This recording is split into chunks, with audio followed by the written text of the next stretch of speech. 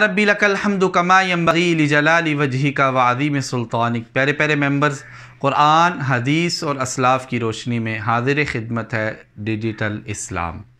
آج میں آپ کے سامنے نبی صلی اللہ علیہ وسلم کا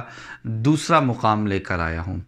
آپ سب سے گزارش ہے کہ نبی صلی اللہ علیہ وسلم کی محبت میں نبی صلی اللہ علیہ وسلم کے مقام کو زیادہ سے زیادہ شیئر کر لوگوں تک پہنچائیں۔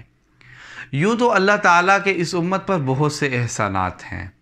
لیکن سب سے بڑا احسان یہ ہے کہ اللہ تعالیٰ نے اس امت پر حضرت محمد صلی اللہ علیہ وسلم کو نبی بنا کر بھیجا، اور جس کا تذکرہ اللہ تعالیٰ نے سورہ آل عمران میں بھی فرمایا۔ اللہ تعالیٰ کا فرمان ہے لَقَدْ مَنَّ اللَّهُ عَلَى الْمُؤْمِنِينَ إِذْ بَعَثَ فِيهِمْ رَسُولًا مِّنْ أَنفُسِهِمْ يَتْلُو عَلَيْهِمْ آيَاتِهِ وَيُزَكِّيهِمْ وَيُعَلِّمُهُمُ الْكِتَابَ وَالْحِكْمَةَ